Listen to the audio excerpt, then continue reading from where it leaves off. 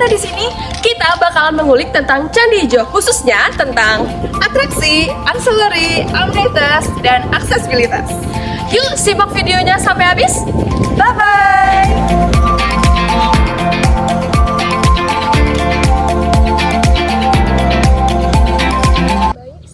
Pagi Ibu. Pagi. Ya, gimana kabarnya Bu? Alhamdulillah baik. Ya, sebelumnya kami mengucapkan terima kasih banyak karena Ibu telah meluangkan waktu dan tenaganya untuk kami wawancarai terkait Candi Ijo. Iya, sama-sama. Mungkin sebelumnya izinkan kami perkenalan diri dulu. Perkenalkan saya Niken Yusia Rohma. Saya Farida Dwi Lestari. Saya Tiara Azani Ramadan. Iya. Jadi kami mahasiswi Prodi Bisnis Perjalanan Wisata Fakultas Sekolah Vokasi Universitas Gadjah Mada. Nah, mungkin Ibu bisa sekalian memperkenalkan diri. Iya, baik. Nama saya Septi Indrawati Kusumaningsih. Saya di sini ditugaskan sebagai Ketua Unit Situs Ratu Boko dan Candi Ijo. Untuk jabatan saya Pemudaya Ahli Muda. Terima kasih Bu. Mungkin nggak perlu lama-lama lagi, kita langsung mulai ya Bu. Ya, silakan.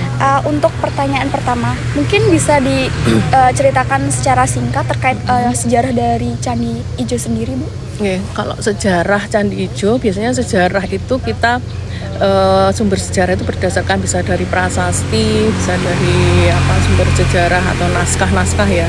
Tapi kebetulan kalau Candi Ijo ini sumber-sumber sejarahnya belum kita temukan misalnya gitu ya. Jadi kita sumber sejarahnya ya kita melihat dari karakteristik bangunan, gaya bangunannya itu bisa kita tarik kesimpulan Candi Ijo ini diperkirakan dibangun pada pertengahan abad ke-9 hingga akhir abad ke-9. Nah, tetapi itu di abad itu baru dibangun pada halaman utamanya. Yang halaman utama itu yang sekarang kita sebut teras 11 paling atas. Jadi di sini ada 11 teras dan teras paling atas itu disebut teras 11 untuk kajian terakhir ya. Dan ini teras utama, teras tertinggi. Candi utamanya ada di teras 11 ini. Ada 1 candi induk dan di depannya ada 3 candi perwara. Konsep bangunannya ini bisa dikatakan hampir mirip dengan candi-candi masa itulah yang dibangun yang relatif di dataran di bawahnya kayak Candi Jambisari, kemudian mungkin juga Prambanan, itu konsepnya hampir sama. Jadi ada 1 candi induk, di depannya ada 3 candi perwara. Dan konsep agamanya ini juga agama Hindu, jadi Siwaistis ya. Nah, kita bisa melihat dari tinggalan arkeologisnya yang ada di dalam itu ada Lingga dan Yoni, itu kan perwujudan Dewa Siwa dan pasangannya ya Yoni sebagai Dewi Parwati. Nah, di depannya juga ada awataranya Dewa Siwa, itu ada Nandi.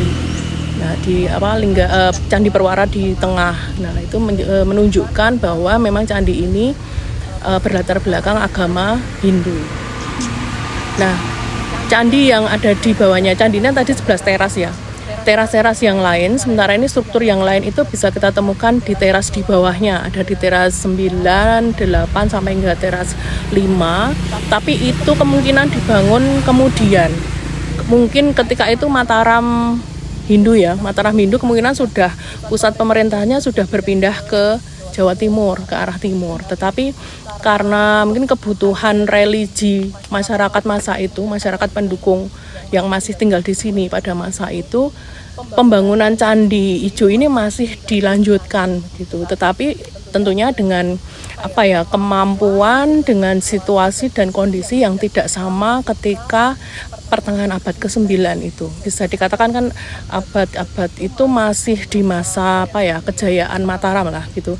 Tetapi menjelang akhir abad 9, abad ke-10 itu kan mulai surut ya, sudah berpindah ke timur. Tetapi pembangunan candinya kemungkinan masih berlangsung.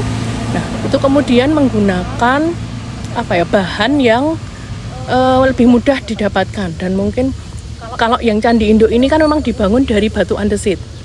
Batu yang memang diperoleh dari peletusan Gunung Merapi, dan itu mungkin diambil dari sungai-sungai yang ada di bawah. Harus dibawa naik ke atas ya.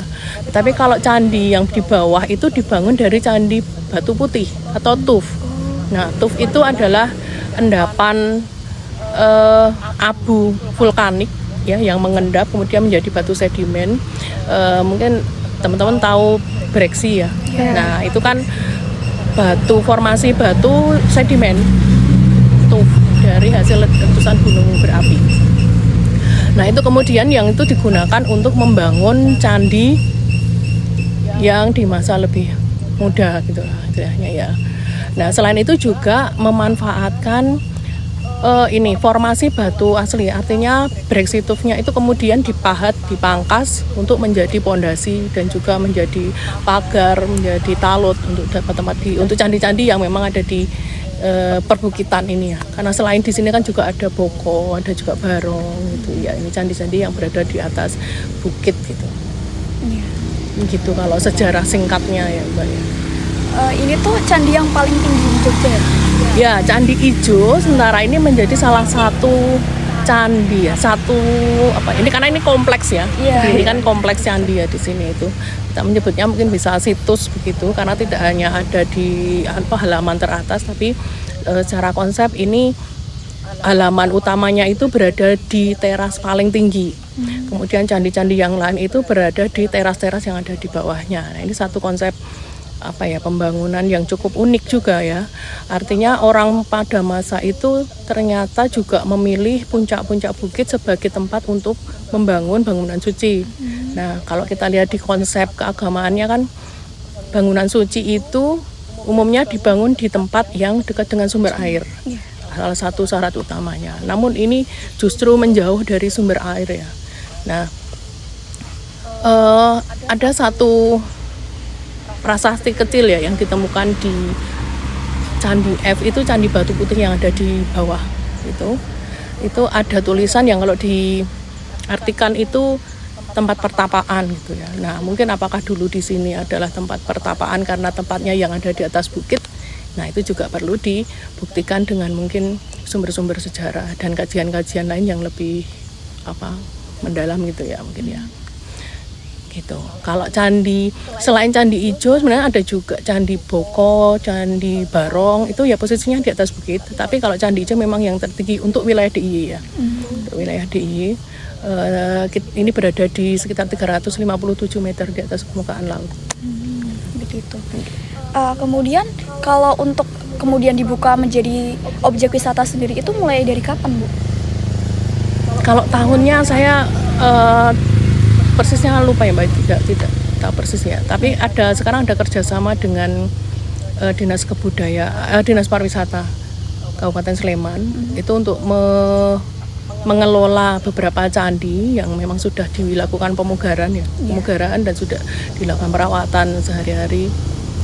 Itu dilakukan pemanfaatan untuk pariwisata hingga saat ini ya itu sudah dijalankan dengan dasar perjanjian kerjasama. Tapi memang kedepannya ini memang ada istilahnya ya karena ada perubahan organisasi juga. Jadi nanti kami juga lebih ke pelindungannya. Kami kan di Balai Pelestarian Kebudayaan. Kalau dulu kan namanya BPCB ya, Balai Pelestarian Cagar Budaya itu melakukan pelindungan juga bisa melakukan pemanfaatan juga. Tetapi untuk pariwisatanya bukan kami yang mengelola, tapi oleh Dinas Pariwisata Kabupaten Sleman. Kita lebih fokus ke pelindungannya, cara merawat, memugar candinya itu. Nanti kedepannya mungkin ini akan yang mengelola dari Museum dan Cagar Budaya. Itu UPT yang ada di Kementerian juga, tetapi baru dalam proses ya. Berarti untuk pengelolanya sendiri itu dari Dinas Pariwisata yang bekerja sama? Iya, betul. Untuk sekarang ya, untuk pariwisatanya ya. Untuk pengelolaan pariwisatanya oleh Dinas Pariwisata Kabupaten Sleman. Kalau untuk pelindungan dari awal adanya dibuka buat wisatawan atau belum. Sebelumnya ya hanya kita mengelola secara ini aja sih Mbak. Jadi tidak ada tiket yang diperjualbelikan, betul. Gratis ya Bu? Awalnya gratis ya. Sebelum dikelola ada kerjasama pengelolaan dengan Dinas Pariwisata Kabupaten Sleman itu ya kita tidak ada tarif karena kita tidak boleh juga mengeluarkan tiket ya. Kemudian meminta tarif ke pengunjung itu nggak bisa. Jadi pengunjung hanya benar-benar datang ke sini, nanti nulis di buku tamu gitu. Mana ada pengunjung, jadi kita bisa merekam berapa jumlah pengunjung perharinya gitu, untuk laporan juga gitu. Iya. Kalau untuk rencana ke depan yang akan dikelola oleh museum itu, kira-kira tahun pastinya sudah tahu belum, Bu? Tahun ini sudah mulai konsep-konsep bagaimana pengelolaan ke depan itu sudah mulai disusun ya. Iya. Jadi kemudian model pemanfaatan, istilah kami kan kalau pengelolaan untuk pariwisata, untuk kegiatan-kegiatan lain yang berhubungan dengan masyarakat dan untuk apa ya kepentingan yang lebih itu kan di undang-undang itu kan disebut pemanfaatan. Iya. Ada juga pengembangan sebenarnya, pengembangan dan pemanfaatan ke arah sana nanti. Itu mulai disusun konsepnya di tahun ini. Jadi membuat narasi-narasi, kemudian menemukan potensi-potensi mungkin selain candi dan lingkungan ya. Artinya konteks lingkungan itu konteks situsnya gitu. Temuan-temuan apa yang ada di sekitar, temuan cagar budaya ya di sekitar Candi Ijo itu kan perlu diungkapkan juga, disusun narasinya. Narasi yang membuat apa sih yang menarik, yang unik, yang apa ya candi ini beda dengan candi yang lain sehingga orang itu tertarik untuk kemudian atau layak untuk dikelola, dimanfaatkan lebih lanjut ya. Itu juga kita juga mencari potensi atau melihat potensi masyarakat yang ada di sekitarnya. Masyarakat sekitar itu punya potensi apa yang bisa dikembangkan gitu. Karena di sini kan selain Candi Ijo juga masyarakat mengelola Breksi juga. Kemudian ada situs Gupolo yang di dekat sini di bawah, posisinya masih di teras di bawah, itu juga mulai dikelola oleh masyarakat. Oh ya, lanjut Bu. Monggo. Oh ya, kalau untuk tiket sendiri itu nanti itu uang masuknya itu kemana ya Bu? Kalau dulu ketika masih MOU-nya itu dengan kantor BPCB ya, Iya. itu ada seperti apa pembagian gitu. Jadi ada sharing hasilnya ya. Tetapi hasil yang diterima oleh kami itu tidak untuk menggaji karyawan, tidak diberikan dalam bentuk cash gitu ya.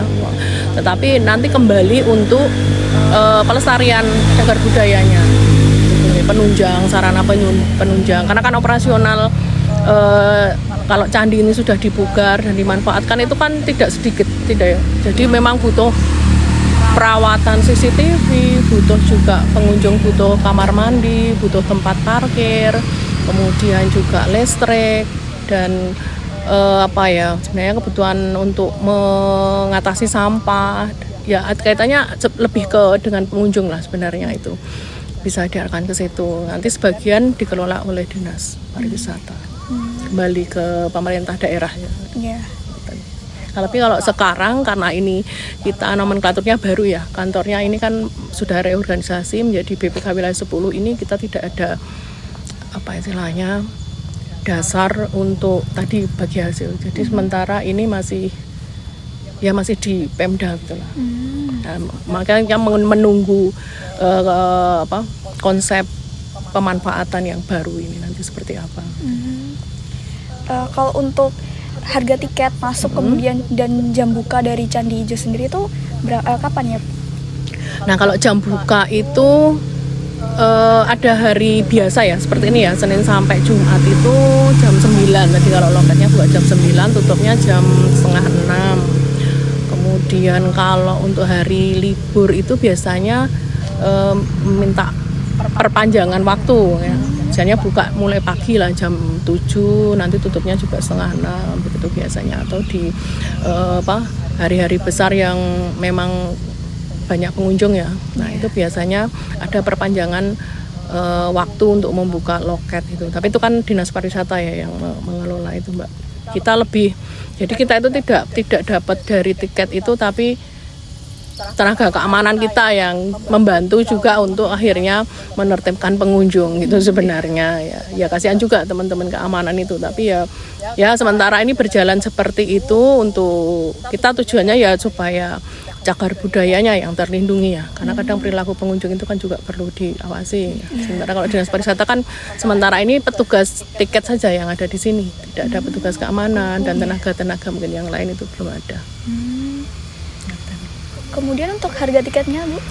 Harga tiket itu berapa ya sekarang? Saya 7.500 atau berapa, tapi nggak sampai 10.000 sih ya. Kalau untuk wisatawan asing mungkin 2 kali lipatnya. Ya, sekitar itu. Nggak mahal sebenarnya Iya. itu terjangkau lah untuk. Itu sudah termasuk parkir atau belum? Kalau parkir itu karena di area situs itu kita tidak menyediakan parkir. Jadi parkir itu kan dikelola oleh masyarakat. Ya. Jadi ini lahan yang di luar pagar, walaupun kalau secara konteks situsnya itu masuk zona intinya ya. Sebenarnya tidak boleh ada pembangunan istilahnya bangunan permanen atau bangunan lain, tetapi kan karena kita tidak bisa ya sekarang karena jalur satu-satunya kan ini ya. Di sana sudah tebing gitu dan itu masih tanah milik penduduk. Ya akhirnya penduduk kemudian memanfaatkan tanah mereka, melihat peluang juga, kemudian ya jadi tempat parkir. Mereka membuat tempat parkir, ada tempat makan sederhana itulah di situ. Ya itu untuk pemasukan dan ya memberikan manfaat ke masyarakat juga. Balik lagi buat masyarakat. Ya masyarakat sebenarnya harus punya hak, mereka punya hak ya untuk juga ikut memanfaatkan dan menerima hasil dari potensi yang ada di tempat mereka sendiri. Begitu. Jadi adanya Candi Ijo sebagai objek wisata ini juga sudah berdampak secara ekonomi kepada masyarakat ya? Ya ada dampaknya, tetapi mungkin persentasenya berapa kita belum pernah ngukur ya Mbak. Artinya besar kecilnya itu berapa itu ya. Sementara ini masyarakat baru dapat untuk tempat parkir. Mungkin ada beberapa warga yang jadi guide gitu ya. Kemudian di sini juga ada pengelolaan jeep wisata, walaupun itu jadi satu direksi ya. Kalau khusus untuk Candi Ijo memang belum ada, termasuk guide juga belum ada yang kita kelola gitu.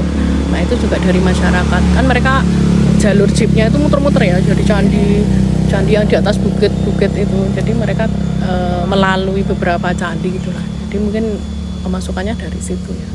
Kalau langsung ke candinya memang belum belum ada. Berarti kalau untuk menjadi guide itu diizinkan ya Bu masyarakat? Diizinkan, karena sebenarnya pengunjung itu juga kadang juga bawa guide sendiri. Mereka itu kan kadang datang karena jasa travel agent gitu ya. Ya. Tapi ada juga sebenarnya yang mungkin warga yang memang memberikan tawaran jasa guide gitu lah. Sebenarnya guide itu juga bisa dikelola oleh kami karena kan kantor itu juga punya program untuk pendampingan para guide ini, supaya mereka juga kemampuannya itu meningkat juga, informasinya yang diberikan juga tidak asal gitu ya, sumber-sumbernya juga ya lebih ilmiah lah. Mungkin ada unsur ilmiah tapi juga mungkin cerita-cerita masyarakat itu juga perlu disampaikan untuk menambah daya tarik gitu lah. Ya, pengunjung juga tertarik, kalau serius terus kan juga enggak enak ya. Berarti secara nggak langsung dari pihak Candi itu memperbolehkan wisatawan membawa guide sendiri ya Bu? Oh boleh itu, karena kan kalau guide itu mereka juga masuk sebagai wisata. Artinya mereka juga bayar tiket gitu ya. Masuk sebagai, tapi untuk pemanfaatan yang lain ini kalau kita bicara pariwisata ya, wisata kan karena sudah dikelola. Tapi saya kalau untuk pemanfaatan itu kan banyak Mbak. Tadi ada yang prewedding juga. Nah itu harus ada izin khusus kalau seperti itu. Jadi kegiatan yang tujuannya untuk komersial berskala besar dan mungkin ada kemungkinan kegiatan itu ada resiko-resiko gitu lah, resiko-resikonya karena pengunjungnya banyak atau pesertanya banyak, itu memang harus ada izin. Termasuk untuk ibadah juga harus ada izin gitu, karena kita juga kegiatan atau pemanfaatan yang ada di candi itu diusahakan di waktu jam kerja ya, bukan terus malam itu. Sementara kita belum ada SOP untuk kegiatan-kegiatan yang seperti ibadah malam dan sebagainya itu. Tapi ketika kalau ada izin, mereka mau minta izin, memang saya punya istilahnya nadar gitu kalau orang Islam ya, pengen ibadah di Candi Ijo tapi malam itu pas purnama itu. Kalau ada izin dan ada pendamping dari Pemim Mas Hindunya, kita izinkan. Ya. Karena ada beberapa juga yang mungkin punya keyakinan seperti itu ya, kita tidak bisa memaksa, melarang ya, karena kan ya harus bertoleransi juga sekarang ya. Itu kepercayaan mereka gitu ya. Tapi ya karena itu tadi harus ada ketentuannya untuk melakukan pemanfaatan. Ini jadi masih rutin untuk digunakan sebagai tempat ibadah ya Bu? Kalau rutin tidak, tetapi hanya berdasarkan kebutuhan umat ya, artinya pemohon lah istilahnya begitu ya. Ada yang didampingi oleh Kemenak, ada yang mungkin datang berkelompok atau pribadi gitu. Iya. Biasanya. Kalau hanya pribadi tidak sampai rombongan itu yang nggak sampai harus izin nggak masalah, tapi hanya untuk ibadah ya. Ya. Kadang kalau rombongan itu kan ada yang bawa ini Mbak, masalahnya apa? Sesajen ya, mereka bawa macam-macam lah keperluan untuk itu kan memang harus ada izin, dan lebih dari misalnya lebih dari 5 orang, 10 orang, 20 orang, kadang sampai 80 orang itu kan ya harus ada izin biar kita tahu apa kegiatan itu apa, penanggung jawabnya siapa gitu. Kalau sampai kayak gitu itu harus, kalau misal jumlah orang yang akan beribadah itu sekitar lebih dari 50 itu apakah lantas objek wisatanya kemudian ditutup atau bagaimana gitu Bu? Enggak, ya, biasanya kita sebelum izin diberikan itu kan ada ini ya, ada apa? Kita sampaikan aturan-aturan yang diberlakukan gitu ya. Tidak hanya di Candi Ijo, di candi-candi lain yang dimanfaatkan untuk ibadah juga sama sih begitu. Tentunya kalau ibadah ya di jam kerja kalau bisa, dan kadang kita juga menyarankan misalnya kalau Candi Ijo itu nyaman untuk ibadah, tidak terganggu pengunjung yang lain, karena kan kita tidak bisa terus melarang pengunjung yang lain ya, karena itu kan memang bukan sesuatu yang eksklusif gitu ya. Gitu. Jadi ya saling bertoleransi saja biasanya di sini. Kalau ada yang ibadah ya yang pengunjung yang lain tidak masuk dulu gitu, seperti itu. Dan kita sarankan untuk yang mau ibadah kalau mau lebih kusuk, lebih kan kita atur waktunya lah. Gitu. Misalnya pagi itu kan tidak banyak pengunjung. Atau pagi sebelum jam 9 itu juga ya tidak panas, tapi juga pengunjungnya belum banyak pengunjung umum yang memang wisatawan umum ya. Gitu. Atau kalau sore ya jangan mendekati sunset gitu, karena di sini kan daya tariknya itu kan nonton sunset. Jadi di sore hari itu apalagi kalau Sabtu Minggu itu pengunjungnya akan lebih banyak dan fokusnya kan di depan gitu. Ya kan khawatirnya juga mengganggu gitu ya. Tapi asalkan sejauh itu mereka tidak merasa terganggu ya monggo saja sih. Mau jam berapa di jam kerja ya ya. Atau asal ada izin tetap kita izinkan. Kemudian kalau selain untuk ibadah dan juga sebagai tempat wedding itu biasanya Candi Ijo juga digunakan untuk apa lagi Bu? Yang pemanfaatan sementara ini itu ada event apa ya, Sleman Temple Run ini yang lewat di sini. Sebenarnya kita juga nggak terus mengizinkan ya, tapi kita pastikan kegiatan itu memang tidak menurunkan nilai-nilai candi gitulah. Ya. Ini kan tempat ibadah, kalau dipakai untuk lari-lari kan jelas tidak pantas lah ya, tidak pas juga, tidak sesuai gitu. Jadi kalau mau lari ya lewat pinggirnya itu kita arahkan, kita lewat pinggir, jangan lewat tengah gitu. Ya orang akan tertarik, terus kemudian ya orang biasa sekarang pengennya apa-apa diposting gitu ya. Nah, lari di sini diposting, tapi kan itu tidak etikanya tidak sesuai lah gitu. Menimbulkan negatif ya. Ya, apalagi sekarang ya untuk sering digunakan untuk ibadah juga. Masa saya ibadah kamu lari-lari etis lah itu. Nih, ada itu apa yang cukup besar itu. Kalau tahun ini kayaknya di bulan September itu juga dari Dinas Pariwisata yang menyelenggarakan dari Pemda ya, kerjasama dengan kita ya. Ada beberapa candi itu tidak hanya Candi Ijo yang dilewati, ada Boko, ada yang lainnya itu kan ada jalan di luar, jadi bisa hanya melihat dari luar. Jadi kalau Candi Boko Ijo itu kan kalau nggak masuk kayak nggak abdul ya, biasanya pengennya masuk gitu. Ya kita pilihkan jalur-jalurnya yang aman gitu. Kalau pemanfaatan yang lain ya ada juga yang syuting itu Mbak, syuting itu paling sering gitu, syuting nyanyi, nari, atau ya untuk kepentingan apa bikin video klip, syuting film juga pernah, kami juga pernah produksi film di sini. Kemudian outbound itu ada beberapa yang tertarik juga untuk sini, tapi jumlahnya mungkin kalau outbound nggak bisa sampai ratusan orang ya karena lokasinya terbatas. Ada juga sekarang yang mulai yoga. Nah, kalau yoga tentu kita arahkan ke tempat yang nyaman ya, tidak di depan gitu, tempat yang biasanya di sini sih, di belakang, area-area belakang ini. Jadi mereka dapat backgroundnya candi, terus nggak kena. Kalau ya mereka waktunya biasanya pagi jam 6, setengah 6 itu sudah mulai. Biasanya itu sih yang baru-baru ini. Iya. Kalau seperti itu dipungut biaya atau hanya mengurus surat izin aja Bu? Hanya izin aja. Hanya izin. Kalau mereka masuk masuk mungkin di biayanya sebagai pengunjung ya, pengunjung biasa gitu. Maksudnya tidak ada tarif-tarif yang lain, itu tidak ada. Jadi kalau izin ya cukup izin seperti jenengan ngurus izin penelitian dan sebagainya, itu tidak ada biaya, tidak ada.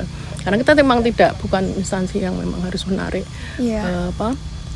biaya dari pengunjung ya, dan dari event-event itu. Kecuali kalau memang itu BUMN seperti PT Taman yang mengelola Boko, itu bisa mereka menarik.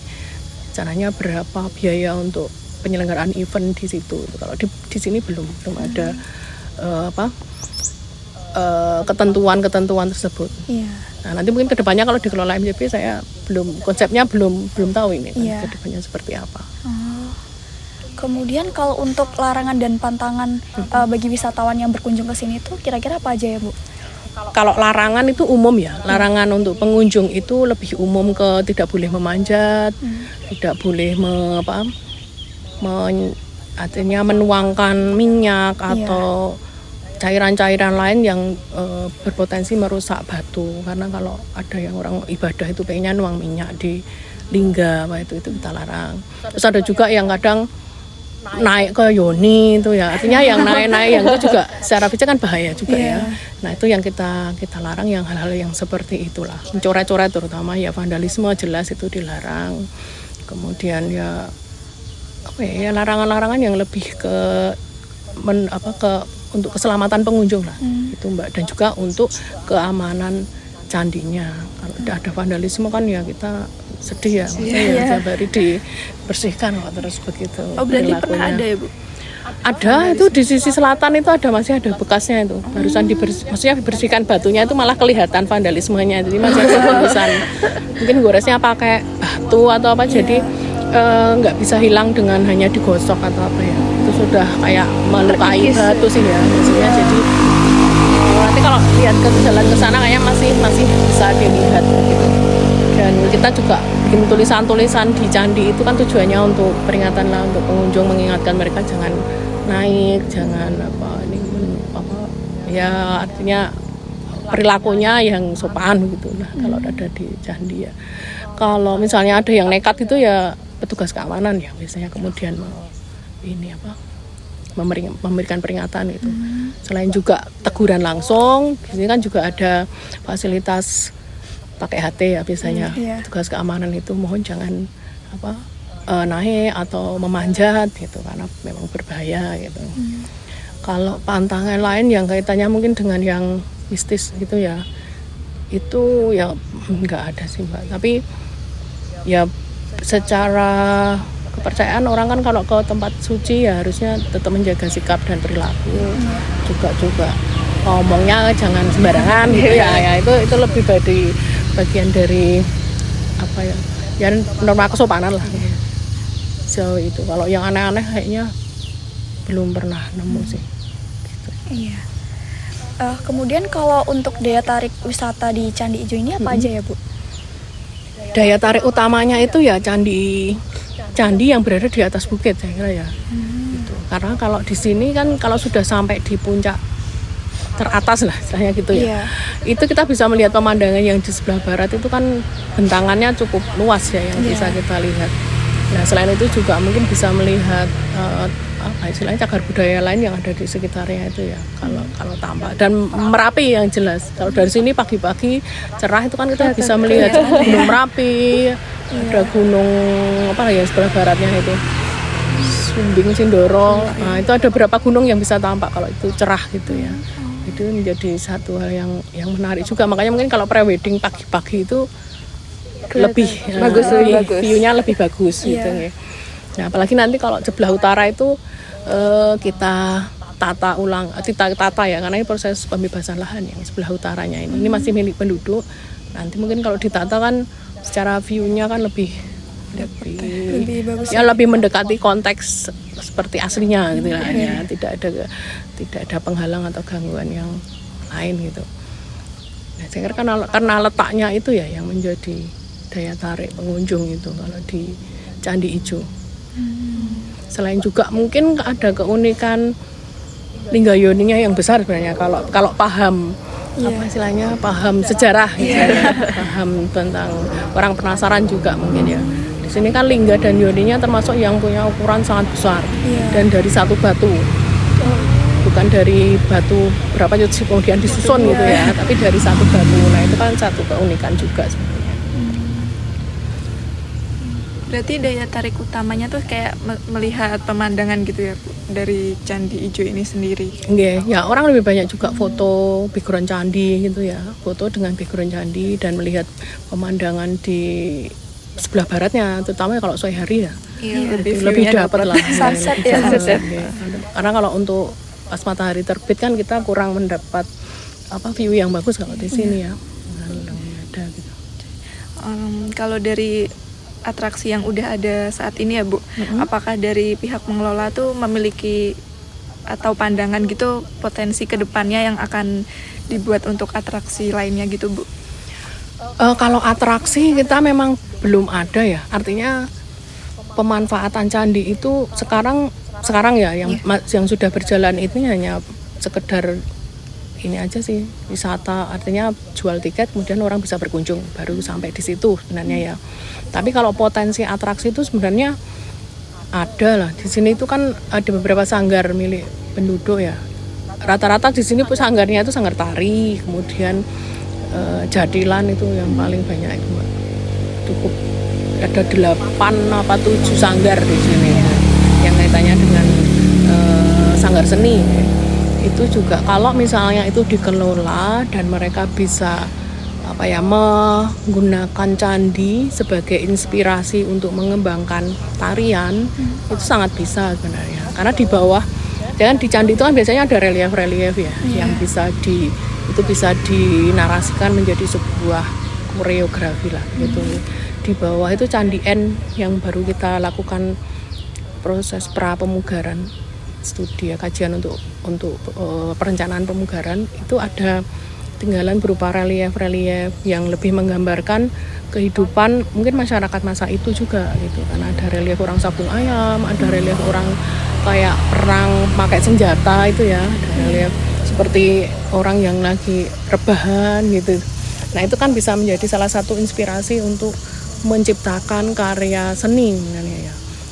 Ada juga sebenarnya mengambil motif-motif itu untuk batik. Itu yang pernah dilakukan, pernah dikembangkan oleh masyarakat di sini. Karena dulu kita ada program pemberdayaan masyarakat, jadi kita mengambil relief-relief candi itu, kemudian kita buat motif yang mudah untuk diterapkan lah, untuk membuat motif batik.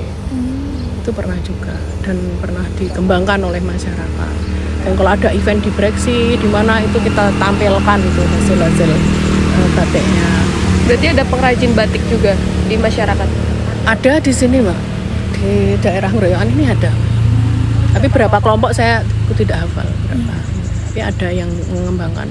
Kalau itu dikelola terus kemudian dikolaborasikan itulah dengan nanti pengelolaan candinya, mungkin akan lebih menarik ya. Kalau ke Candi Ijo sebenarnya ini khasnya gitu, kan ya.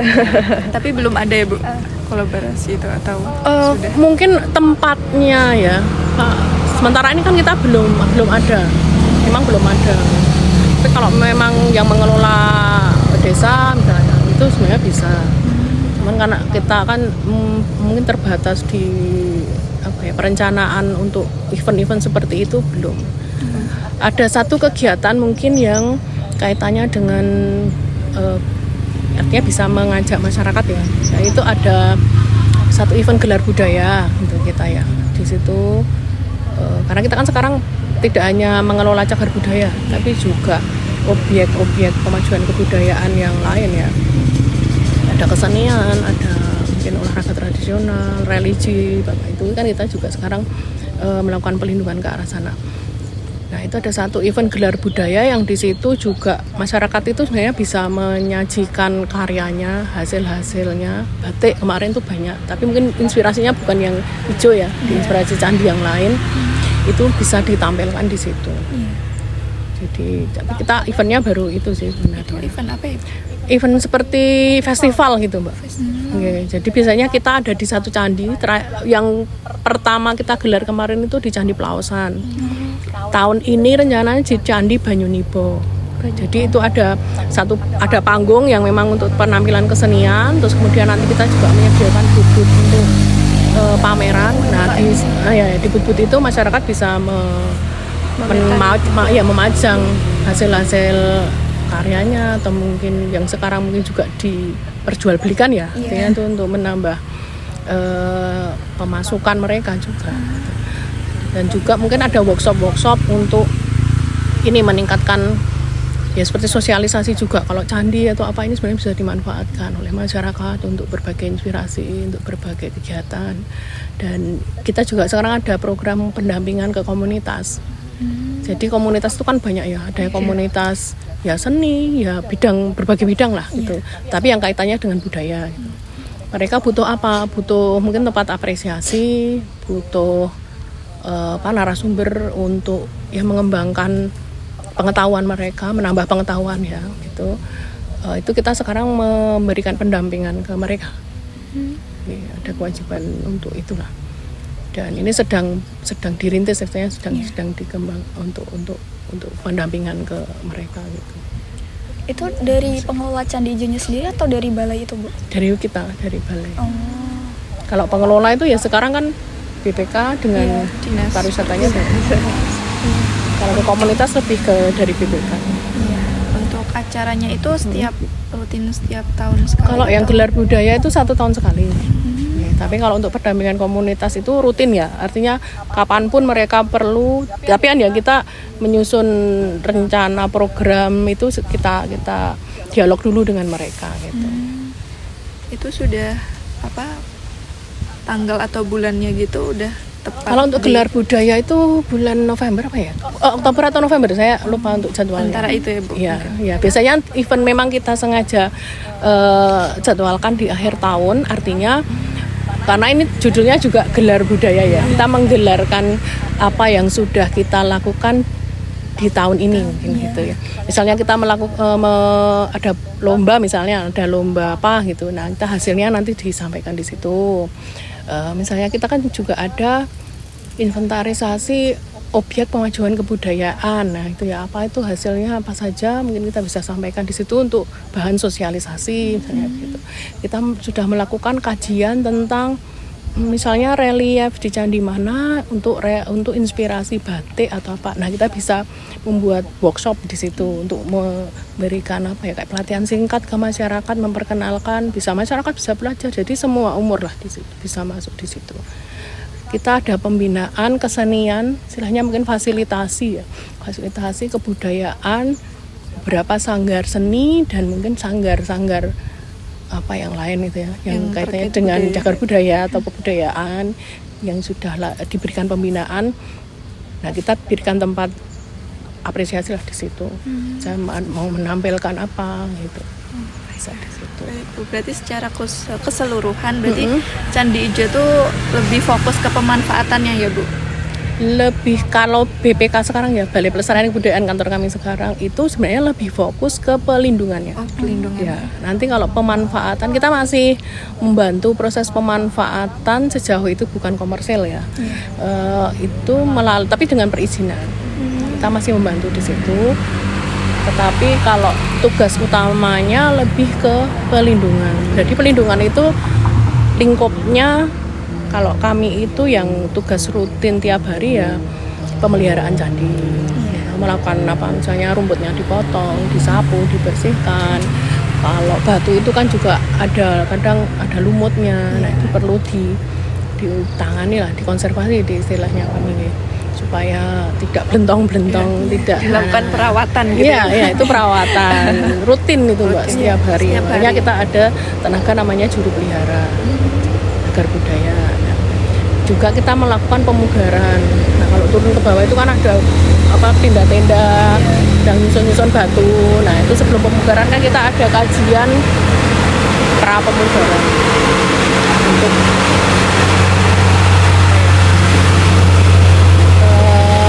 menyusun perencanaan pemugarannya. Ada juga pekerjaan konservasi. Jadi batu-batu yang patah, rapuh, itu kan kita perbaiki. Baik kita sambung, kita perbaiki. Tugas-tugas kita seperti itu. Juga penataan lingkungan. Jadi ini biar aman, pagernya diperbaiki, fasilitas apa yang rusak. Nah, lebih ke fasilitas yang mendukung untuk pengamanan atau pelindungan candi.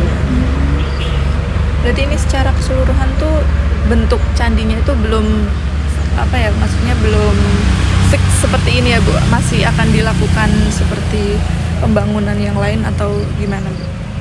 Oke, jadi kalau kita bicara itu kalau di sini karena lahannya berteras, jadi kalau kita bicara di teras teratas ya, kita sebenarnya yang punya teras 11 itu mungkin ada beberapa bagian yang memang belum dilakukan pemugaran secara utuh gitu ya. Secara ada ini komponen pagar ini yang masih belum utuh kan, itu masih ada beberapa bahkan hampir semuanya itu batunya hanya tinggal bagian kakinya saja, bagian bawahnya saja, sementara tubuhnya bagian itu belum ketemu. Di bawah itu juga masih proses, Mbak. Jadi ini ada talut ya, ini ada talut juga yang belum utuh, belum semuanya ketemu. Di bagian utara itu belum ketemu karena itu masih tanah milik penduduk.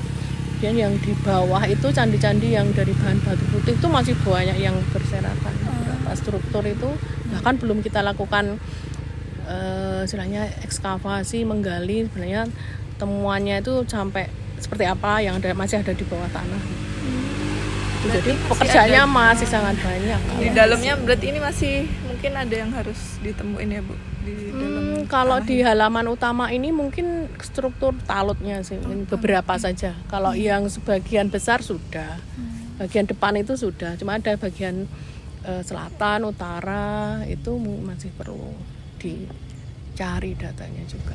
Walaupun batu-batunya masih sudah tahu ya kita, berserakan ke sana gitu. Sudah dikumpulkan lah oleh para suker istilah kami ya. Jadi ada satu pekerjaan yang di sini itu ada pekerjaan khusus kalau di candi itu. Ada juru pelihara itu yang bersih-bersih khusus di candi, ada zuker. Zuker itu para pencari batu. Jadi candi itu kan blok-blok batu ya. Iya. Nah, ketika kita temukan runtuh itu kan harus dicari dulu komponen batunya. Dicari, disusun. Nah, nanti yang nyusun itu namanya steller. Jadi candi yang batu-batu yang ketemu itu disatukan, dicari jodohnya gitulah, disusun kayak Lego gitu. Karena kalau dia bukan jodohnya, bukan sambungannya itu dia nggak mau. Jadi para zuker itu harus nyari lagi batu sampai ketemu. Iya. Makanya kalau jangan nanti ke bagian dalam itu ada satu batu yang ada lubangnya yang sudah digunakan untuk untuk lumpang. Nah, untuk lumpang itu sudah dimanfaatkan warga untuk lumpang, tapi secara ukuran dan sambungannya ya, datakian atau bekas sambungannya itu cocok kalau pasangannya berpasangan dengan batu yang sudah ketemu gitu. Iya. Ya, akhirnya kita Minta ya diminta. Kalau misalnya keberatan ya kita berikan kompensasi lah. Kompensasi itu ganti untungnya. Iya. Walaupun mereka akhirnya ngambil juga gitu ya. Atau enggak jadi ganjalan pintu gitu ya Bu? Ada juga sih ya banyak pemanfaatan oleh warga itu macam-macam ya. Nih, karena kan kalau blok-blok batu itu tinggal pakai aja kan untuk fondasi ya tinggal nyusun gitu. Kalau untuk wisatawannya nih ya Bu, kira-kira perharinya gitu berapa pengunjung? Jumlah pengunjungnya. Jadi jumlah pengunjung itu kalau harian mungkin dalam per bulan ya kita bisa 2.000 lah, sekitar 2.000 orang per bulan itu rata-rata ya, dengan rata-rata. Tapi kalau pas waktu rame ya, mungkin pas liburan gitu, libur Idul Fitri atau libur sekolah atau tahun baru itu bisa mencapai 7.000-an. 7.000 lebih mungkin ya. Kalau lagi low season gitu mungkin berapa Bu? Yang kalau lagi nggak ramai-ramainya? Ya itu 2.000 itu. 2.000 itu dalam hitungan bulan ya. Per hari kan kita nggak fluktuatif ya kalau per hari. Itu kebanyakan wisatawannya yang grup atau yang sendiri-sendiri? Beragam sih Mbak. Macam-macam ya. Kalau yang grup berarti pakai bis ke sini apa gimana? Kalau grup rata-rata kalau bisa naik ke sini itu hanya bisa pakai travel. Iya, paling besar mungkin ukuran itulah. Karena kalau bis besar nggak ada yang bisa untuk putar balik di sini. Nyampenya cuma di tebing Di breksi ya, mereka hanya bisa parkir di situ. Kalau misalnya pengen naik ke Ijo, sewa jeep, atau kalau tidak pakai shuttle gitulah. Kalau di bawah ada ya, tapi kalau nggak ada ya biasanya pakai jeep itu. Kalau itu rombongan besar banyak gitu ya, anak sekolah, itu kan rombongan wisata itu. Kalau ya kadang hanya turun di sini dan bisnya turun, hanya menurunkan drop aja nanti terus. Berarti kalau yang pakai kendaraan pribadi banyak ya? Nah, lebih banyak mungkin yang pakai kendaraan pribadi, jadi keluarga gitu ya. Kalau yang hanya 1-2 orang ya paling yang penasaran gitu, pengen foto-foto. Anak-anak muda anak-anak muda, sore-sore gitu. Tapi rata-rata pengunjung ini sih keluarga gitu. family. Mungkin untuk fasilitas di Candi Ijo itu ada apa aja sih, Bu? Fasilitas yang kaitannya dengan pengunjung ya. Iya. Ya, kita kalau untuk kenyamanan pengunjung itu belum banyak lah untuk fasilitas pengunjung, karena kita fokusnya bukan untuk pengunjung sebenarnya. Ya.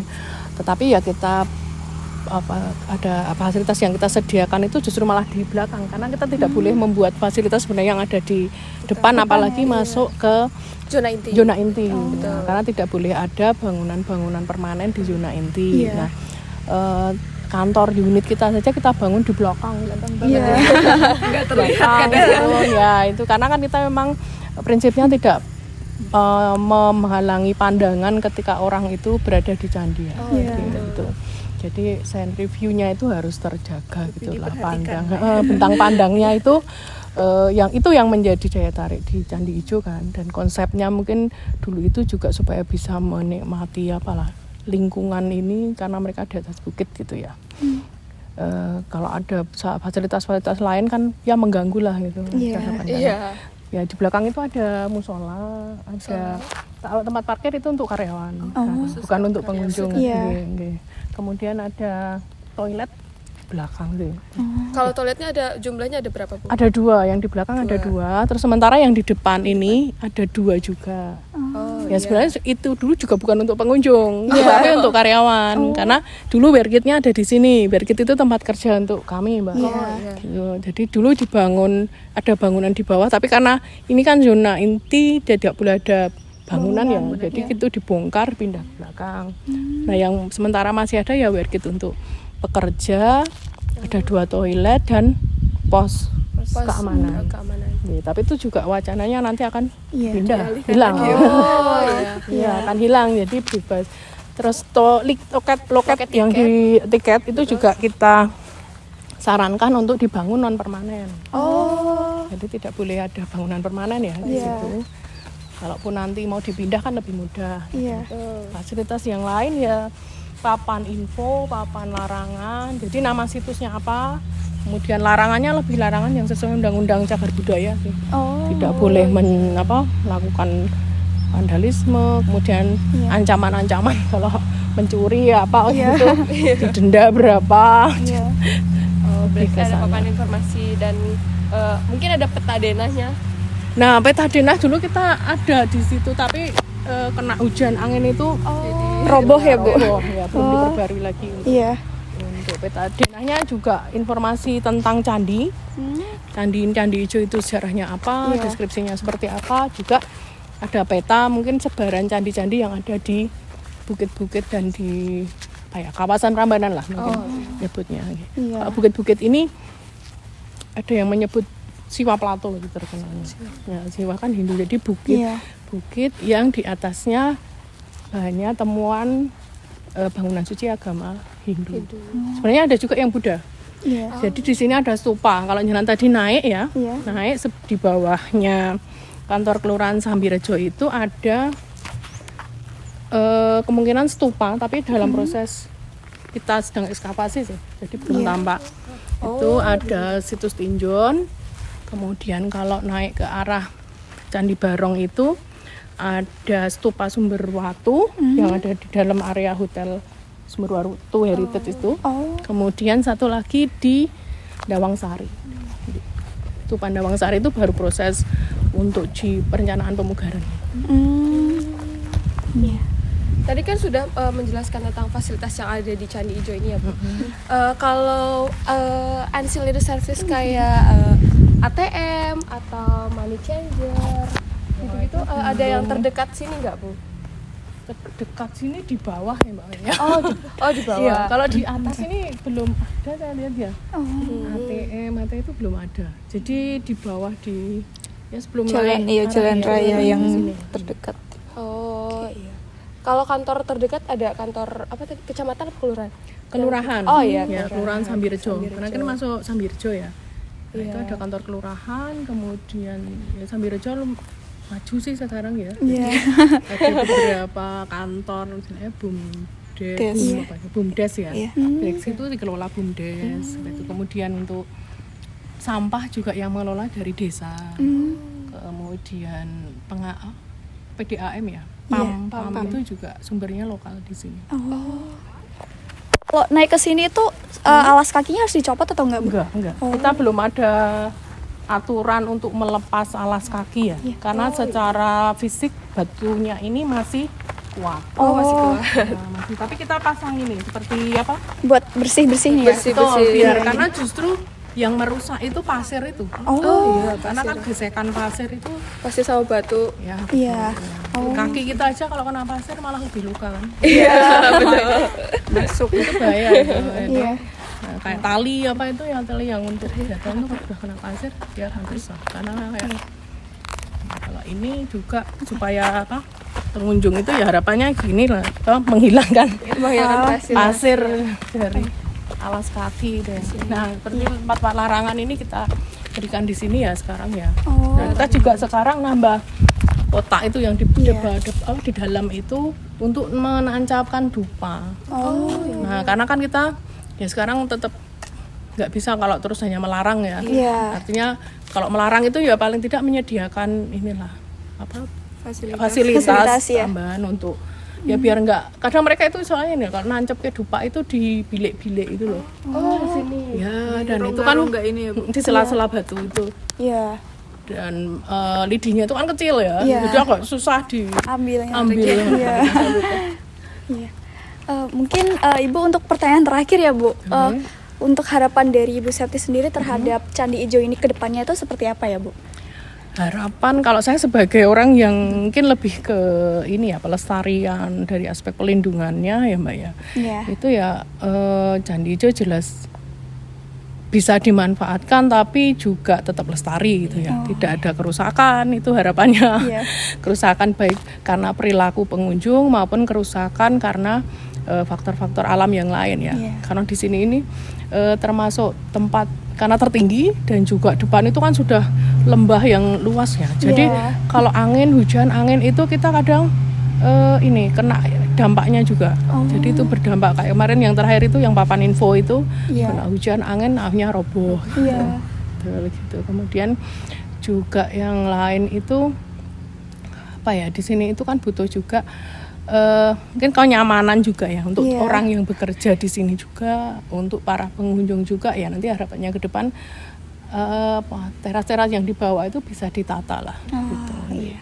Bisa dimanfaatkan oleh pengunjung, oleh masyarakat lebih maksimal. Kita yang bekerja juga nyaman kan ya. Kita juga menata beberapa tempat di bawah itu masih ada talut-talut yang belum dilengkapi dengan pagar dan juga talut permanen. Itu kan sewaktu-waktu kalau hujan kan bisa longsor. Iya. Nah itu juga harus kita perkuat, kita perbaiki supaya nanti ke depannya penataan lingkungannya lebih tertata lah, lebih bisa dimanfaatkan, lebih bisa dikelola dengan lebih maksimal. Iya. Baik, mungkin terima kasih Bu, itu tadi pertanyaan terakhir dari kami. Sekali lagi kami ucapkan terima kasih atas waktu dan kesempatan yang telah diberikan ya Bu. Akhir kata kami undur pamit diri dulu ya Bu. Terima kasih banyak Ibu. Iya. Bu, dadah ya Bu. Nah, menarik banget kan teman-teman? Jadi tunggu apa lagi? Ayo berkunjung ke Candi Ijo.